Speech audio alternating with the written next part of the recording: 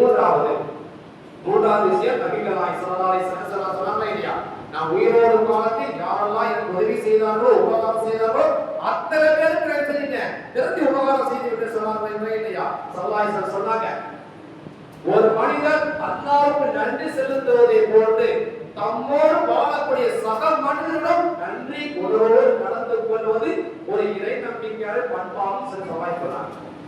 சொன்னதை மட்டும் அல்ல, நடந்து காட்டி ஒரு முன்மாதிரி நடந்துட்டார். செஞ்சாங்க. ஒரு மனிதன் எப்படி அல்லாஹ்வுக்கு நன்றி செலுத்துகிறாரோ அதே போல தம்மோடு வாழக்கூடிய மனிதர்களுக்கு நன்றி செலுத்துவது ஒரு இறை நம்பிக்கையால் பண்பான்னு சொன்னாங்க.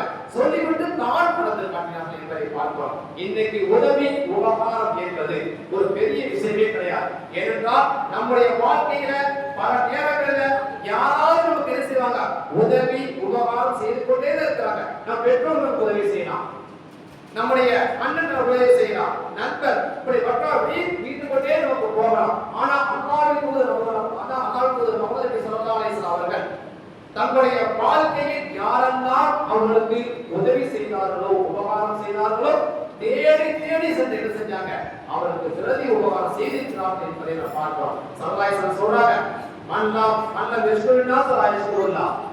எவர் மனிதர்களுக்கு நன்றி செலுத்தவில்லையோ அவர் அல்லாஹ்வுக்கு நன்றி செலுத்த மாட்டார் சொல்லி நபிகள் நாயகம் ஸல்லல்லாஹு அலைஹி வஸல்லம் சொல்றாங்க. அதே போல சபையில் காட்டுறாங்க, ஒருவருக்கு உதவி செய்யப்பட்டால் அவருக்கு வசதி வாய்ப்பு இருந்தால் அவர் என்ன செய்ய, உதவி செய்வதற்கு திருப்பி உபகாரம் செய்யட்டும். ஒருவேளை வசதி வாய்ப்பு இல்லை, அப்படி இல்லை என்று சொன்னால் இன்னார் எனக்கு உதவி செய்தார் சொல்லி மக்கள்கிட்ட கூறி துவா செய்யட்டும். அவர் அவ்வாறு நடந்து கொண்டால் அவர் என்ன செஞ்சு கொண்டார், நன்றி செலுத்துகிறார் ஆகிவிட்டார். மக்கள்கிட்ட அதை மறைத்து பேசினா, இவர் உதவி செய்யல எனக்கு ஒண்ணு செய்யணும்னு சொல்லி மறைத்து பேசினா அவர் நன்றி கேட்டவர் என்று நபிகள் நாயகம் ஸல்லல்லாஹு அலைஹி வஸல்லம் சொல்லி காட்டினாங்க. அதே போலதான் ஸல்லல்லாஹு அலைஹி வஸல்லம் மன் சூனிய இலைஹி மஹரூபன், ஒருவருக்கு என்ன செய்ய உதவி செய்யப்பட்டு ஃபகாலி ஃபாயிலிஹி, அந்த உதவி செய்தவருக்கு ஜஸாக்கல்லாஹு கைரா சொல்லி என்று சொல்லிவிட்டால் ஃபகத் அபலக பிஸனா, அவர் அழகிய வழி பார்த்து போய்விட்டார். இப்ப எனக்கு என்ன செய்யுங்க, ஒரு உதவி செய்யுன்னு சொன்னா நான் என்ன செஞ்சிருக்கிறது, ஜஸாக்கல்லாஹு கைரா என்று சொன்னா என்ன செஞ்சாரு, பகவான் செஞ்சிட்டேன்னு சொல்லி சபாயிசன சொல்லி காட்டுறாங்க. பார்க்கலாம் ஆரம்பத்துல இன்னைக்கு நமக்கு என்ன செய்யறாங்க, சில பேருக்கு நம்ம உதவி செய்வோம் உபகாரம் செய்வோம், ஆனால் அதெல்லாம் உதாசனப்படுத்துறத பார்க்கலாம். நீ பெரும்பாலான மக்கள் எத்தனை பேர் இருக்கிறாங்க சொல்லுங்க, நான் நம்ம செஞ்சு உதவி செய்ய தெரியாதா, தெரியலையே. ஆனா நீங்க என்ன செய்ய, நண்பன் உயர்வதற்கு ஏழிப்படியா இருப்பாரு, ஆனா என்ன செய்வார், கடைசியில எட்டி உதச்சிட்டு போயிடுவார். ஆனா ஸல்லல்லாஹு அலைஹி வஸல்லம் என்ன செய்யலாம், அப்படி செய்யவே கிடையாது. யார் உபகாரம் செஞ்சாலும் சரி, உதவி செய்தாலும் சரி, திருப்பி மறக்காம செய்யக்கூடிய நபிகள் நாயகம் ஸல்லல்லாஹு அலைஹி வஸல்லம். ஆனா ஸல்லல்லாஹு அலைஹி வஸல்லம் வாழ்க்கை வரலாற்றை பற்றி சொல்லிக் கொண்டே இருக்கலாம். ஸல்லல்லாஹு அலைஹி வஸல்லம் அவர்கள் தன்னை வளர்த்த அன்னைக்கு செய்த பிரதி உபகாரம் என்ன தெரியுமா, அலிரலியல்லாஹு தாயார் ஃபாத்திமா பின்த் அஸத் ஏசராக அவங்க மரணம் அடைகிறாங்க. ஸல்லல்லாஹு அலைஹி வஸல்லம் என்ன செய்யறாங்க, ஃபாத்திமா பின்த் அஸத் அவருடைய வீட்டுக்கு போறாங்க. போய் ஒரு அம்மாட்ட உட்கார்ந்துக்கிட்டு, அன்னையே நீங்க என்னோட அன்னையை போடுறதா, அல்லாஹ் உங்களுக்கு ரஹமத் செய்யட்டும், அல்லாஹ் யாருக்கு உங்களுக்கு ரஹமத் செய்யட்டும் சொல்லிவிட்டு, நீங்கள் சாப்பிடாம என்னுடைய பசியை போக்குகிறீர்கள், நீங்க நல்ல உணவு சாப்பிடாம எனக்கு நல்ல உணவு கொடுத்தீர்கள், நீங்க கிழித்த ஆடை அணிந்து கொண்டு எனக்கு நல்ல ஆடையை அணிவிக்க செய்தீர்கள், இது எல்லாமே அல்லாஹ்வின் பொருத்தத்துக்காகவும் மறுமை வாழ்க்கைக்காக நீங்க செய்தீர்கள் என்று நான் அறிவேன் சொல்லிவிட்டு சரவாய் செஞ்சா கற்பூர கலந்த தண்ணீர் இருந்துச்சு. உடனே சரவாய் செஞ்சாங்க, தன்னுடைய கையை அந்த முக்கி எடுக்கிறாங்க, அந்த கற்பூர கலந்த தண்ணீர் கையை முக்கி எடுக்கிறாங்க. முக்கி எடுத்து விட்டு திருப்பி என்ன செய்யறாங்க, தன் மேல போட்டிருந்த அந்த மேலாடைய கொடுத்து என்ன செய்ய, அதுக்கப்புறம் எடுங்க, இந்த தண்ணீரால குளிப்பாட்டுங்க, நான் கொடுக்கறது ஆடை என்ன செய்யுங்க, பாத்திமா அப்படின்ற என்னுடைய வளர்த்த அந்த தாய்க்கு என்ன செய்யுங்க அனுப்பிட்டு சொல்றாங்க. சொல்லிவிட்டு சரவாய் நேராக எங்க போறாங்க, கபூர்ஸ்தானுக்கு போறாங்க. கபூர்ல போய் அவங்களே என்ன செய்யறாங்க, துணியை வெட்டி மாறுபாடு வெட்டுறாங்க, மண்ணை அப்புறப்படுத்துகிறாங்க. படுத்தது மட்டும் இல்லாமல் அந்த குழியில உருண்டு கொண்டு பண்றாங்க. சபாயிசம் அவங்களே குழியை வெட்டுறாங்க, மண்ணை அப்புறப்படுத்துறாங்க, உள்ள இறக்கி வெறுசையாக உருண்டு படுக்கிறாங்க. அப்புறம் வாசிக்கிறாங்க, யா அல்லாஹ் என்னுடைய அன்னை ஃபாத்திமா பின்த் அஸத் அவர்களுடைய பாவங்களை நீ மன்னித்தருவாயாக. அவருடைய கபரை விசாரணை என்னுடைய பொருட்டால் பல இறைத்தோர்கள் பொருட்டா என்ன செய்வார், அவருடைய கபரை விசாரப்படுத்துவாய் சொல்லி துவா செஞ்சுட்டு சல்லல்லாஹு அலைஹி வஸல்லம் துவா வைக்கிறார். துவா வைத்த பிறகு அடக்கம் செய்வதற்கு சல்லல்லாஹு அலைஹி வஸல்லம் அவர்களும் அபூபக்கர் சித்திக் ரலியல்லாஹு அப்பாஸ் ரலியல்லாஹு மூன்று பேர் இறங்கி உள்ளே அடக்கம் பண்ணிட்டு வந்தார். நபி தோழர்களுக்கு என்ன செய்யறாங்க, இதுவரை நபிகள் நாயகம் ஸல்லல்லாஹு அலைஹி வஸல்லம் அவர்கள் யாருடைய ஜனாசாவை இந்த மாதிரி செஞ்சது கிடையாது. கபூர்ல இறங்கி அவங்களே வெட்டி இந்த மாதிரி யாரும் செஞ்சது எடுத்துறாங்க. சஹாபாக்கள் யார சொல்லலாம், இன்னைக்கு இந்த அவங்களுடைய விஷயத்துல இப்படி நடக்க காரணம் என்று கேட்கின்ற பொழுது அதுக்கு என்ன சல்லல்லாஹு சொன்னாங்க, என்னுடைய பெரிய தந்தை அபூதாலிபுக்கு பிறகு என்னிடத்துல இவர்களை போல் வேற யாரும் அனைவரைப்போடு உபமானத்தோடு நடந்து கொண்டதே கிடையாது. யாருக்கு பிறகு என் பெரிய தந்தை அபூதாலிபுக்கு பிறகு இவர்களை போல வேற யாருமே எனக்கு உபமானம் செஞ்சது இல்லை. அதனாலதான் அவருக்கு நாளைக்கு சொர்க்கத்துல பட்டாளை அனுபவிக்க வேண்டும் என்பதற்காக தான் என்னுடைய காயம் வேளாணை காட்டி கொடுத்தேன். இன்னும் அவருடைய கபூர்ல வேறு லேசாக்கப்பட வேண்டும் என்பதற்காக நான் கபூர் என்ன செஞ்சேன், உருண்டு கொண்டு படுத்தேன்னு சொல்லி நபிகள் நாயகம் ஸல்லல்லாஹு அலைஹி சொன்னதாக நாம் வரலாற்றை பார்க்கிறோம். அப்ப ஸல்லல்லாஹு அலைஹி வஸல்லம் அவங்களுக்கு செய்த ஒரு உதவி செஞ்ச காரணத்துக்காக எவ்வளவு பெரிய பிரதியோகமாக செய்தார் அப்படி சொல்லிக்கொண்டே போகலாம். நாலாவது விஷயம், ஸல்லல்லாஹு அலைஹி வஸல்லம் யாருக்கும் தீங்கு செய்யாத போதும் தங்களால் பாதிக்கப்பட்டவர்கள் யாராக இருந்தாலும் என்ன செய்ய, நான் உயிர் வாழும் காலத்திலே என்ன செய்ய பணி தீர்த்துக் கொள்ள சொன்னாங்க. இந்த உலகத்துல வேற எந்த தலைவரும் இதுவரை சொல்லாத ஒரு வார்த்தை சொல்ல முடியுமா? எந்த தலைவரும் பணி தீர்த்து சொல்ல முடியுமா?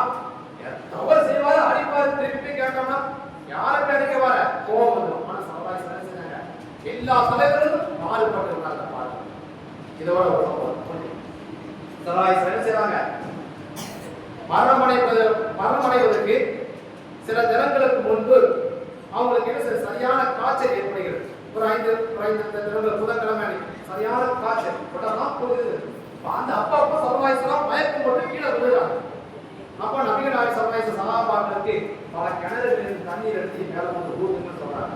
ஸல்லல்லாஹு அலைஹி வஸல்லம் சஹாபாக்கள் ஸல்லல்லாஹு அலைஹி வஸல்லம் உத்தரவுக்காக என்ன செய்றாங்க, தண்ணியை கொண்டு மேல ஊத்துகிற போது அந்த மேல இருந்த அந்த வெப்பம் அந்த சூடு தண்ணி உடனே ஸல்லல்லாஹு அலைஹி வஸல்லம் என்ன செய்றாங்க, ஒரு தலப்பாயை ஒரு துண்டை எடுத்து தலையில கட்டி விட்டு மேலே போர்வை போர்த்தியமாக என்ன செய்றாங்க, மஸ்ஜித் நபவிக்கு வந்து மெம்பர்ல வந்து உட்கார்ந்தாங்க. ஸல்லல்லாஹு அலைஹி வஸல்லம் அமர்ந்த சபை கடைசி சபை அல்லாஹ். ஸல்லல்லாஹு அலைஹி வஸல்லம் அல்லாஹ்வை புகழ்ந்து விட்டு, மக்களே யாருக்காவது நான் முதுகுல தீங்கு செஞ்சிருந்தா, முதுகுல கொட்டி இருந்தா இப்ப என் முதுகை காட்டுகிறேன், நீங்க படை தீர்த்து கொள்ளுங்க. மெம்பர் அவங்க சொல்றாங்க, யாருடைய முதுகால என்ன செஞ்சிருப்பேன், கொத்தி இருப்பேன், மறந்துருக்கலாம். அப்படி கொத்தி இருந்தால் என் முதுகை காட்டினை நீ படை தீர்த்து கொள்ளுங்க.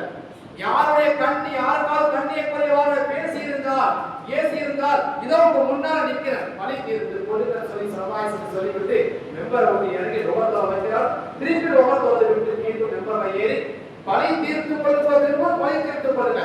நாளைக்கு நான் அல்லாஹ்வை சந்திக்கும் போது தூய்மையான இதயத்தோடு சந்திக்க வேண்டும் என்று சொல்லிவிட்டு அல்லாஹ்வோடு இருப்பதற்காக என்னை யாரால் படை தீர்த்து கொள்ளாமல் விட்டு விடாதீர்கள். படை யார் தீர்த்து கொள்கிறாரோ அவனை நான் நேசிக்கிறேன் சொல்லி ஸல்லல்லாஹு அலைஹி வஸல்லம் சொல்றாங்க.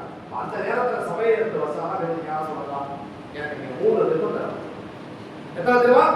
3 திருகம். ஸல்லல்லாஹு அலைஹி வஸல்லம் கேட்கிறாங்க, எப்ப வாங்கினேன், எப்ப சொல்லுன்னு சொல்லி. ஒரு நாள் சபையில் இருக்கும்போது உங்கள்கிட்ட ஒரு யாசகர் கேட்டார், உங்கள்கிட்ட வந்து எப்ப கொடுத்து எதுவுமே இல்லை, என்னைய தான் நீங்க குடிக்க சொன்னீங்க, நான் கொடுத்தேன். உடனே பக்கத்துல இருந்த அப்பா சொல்லிட்டாங்க, அதை கொண்டு கொடுங்க. ஸல்லல்லாஹு அலைஹி வஸல்லம் அதே போல ஸல்லல்லாஹு அலைஹி வஸல்லம் இந்த உலகத்துல வாழும் காலத்திலே சில நபித்தோழர்கள் பழி தீர்க்க வேண்டும் சொன்னபோது ஸல்லல்லாஹு அலைஹி சந்தோஷமாக மகிழ்ச்சியாக இருந்தாங்க.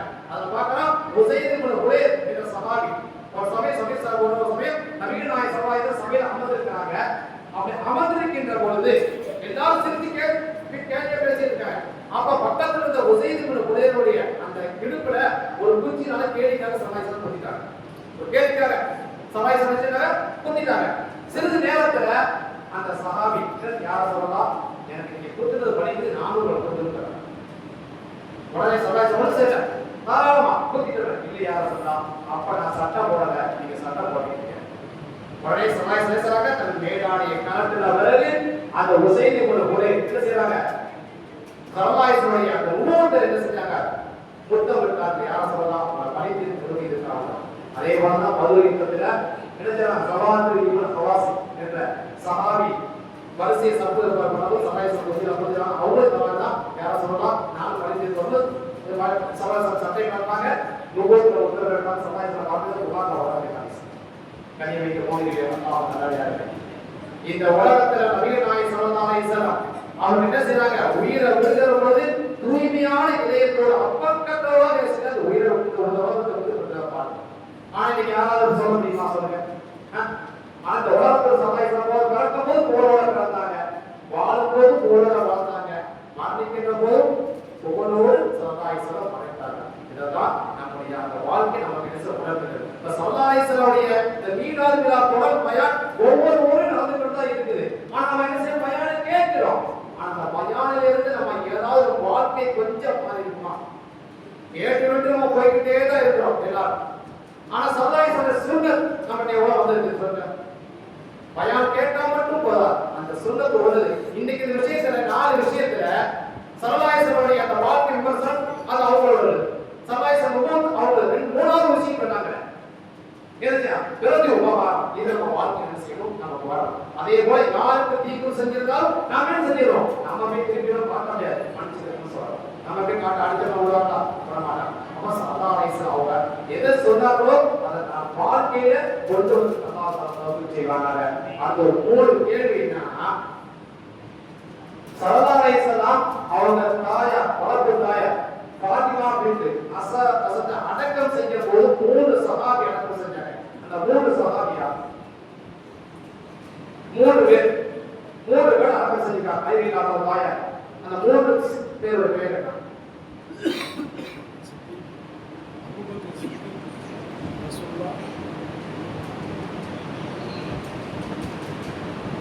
சொல்லுங்க வாங்க.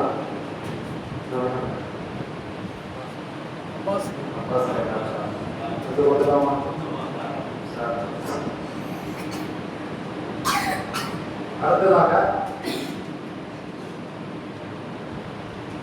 ஸல்லல்லாஹு அலைஹி வஸல்லம் சபையில் இருக்கின்ற பொழுது என்ன செய்றாங்க? ஒரு சஹாபியை கேட்கிறாங்க, கொடுத்துறாங்க. அந்த சஹாபி பேர்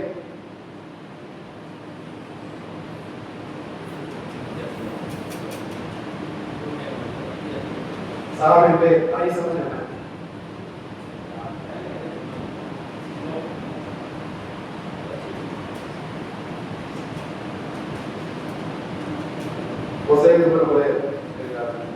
அவங்க கேட்கிற சொன்னாங்க. சரி, வார பேசும்போது நான் போடுறேன். நம்ம உயிர் இருக்கும் காலவை உயிருக்குரியான அவருடைய வாழ்க்கைப்படி முழுமையான திட்டங்கள் இரண்டாவது வாக்கிடுவாங்க. நீங்க பேசுறதுக்கு வாய்ப்படைங்க. சேர்த்து வாய்ப்பான நிர்வாகத்தினருக்கும் ஜமாத்தார்களுக்கும் மேலும் ஏழு சொத்து வட்டார உலமா சபைக்கும் ஜமாத்தார்களுக்கும் நன்றியை தெரிவித்துக் கொள்கிறேன். ஜஸாக்கல்லாஹ் கைரா. அஸ்ஸலாமு அலைக்கும் வரஹ்மத்துல்லாஹி வபரகாத்துஹு.